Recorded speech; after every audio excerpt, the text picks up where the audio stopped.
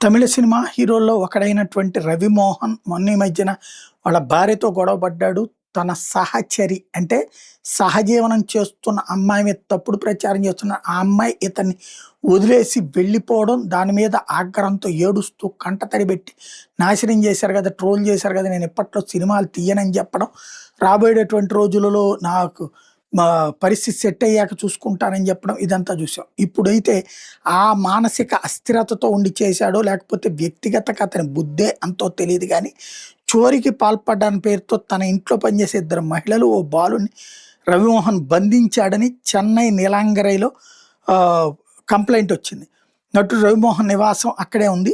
ఇంట్లో నగదు చోరీ అయ్యాయని అక్కడ పనిచేస్తున్న ఇద్దరు మహిళలు, ఓ బాలుడిని రవిమోహన్ బంధించినట్టు తేలింది. పని మనిషి ఇంటికి రాకపోవడంతో ఆమె భర్త అక్కడికెళ్తే ఆమెను బంధించినట్టు తెలుసుకున్నాడు. భార్య ఇంటికి పంపాలని కోరితే రవిమోహన్ నిరాకరించాడని, దీంతో ఆమె భర్త నీలాంగరై పోలీస్ స్టేషన్‌లో ఫిర్యాదు చేస్తే పోలీసులు నటుడి ఇంటికి వెళ్లి మహిళలను బంధించడం సరికాదని హితవు చెప్పి మరీ విడిపించారు. అదేవిధంగా చోరీ విషయం మీద ఫిర్యాదు చేయాలని రవిమోహన్‌కి చెప్పారు. వాస్తవంగా తీసుకెళ్లి బొక్కలో దొయ్యాలి.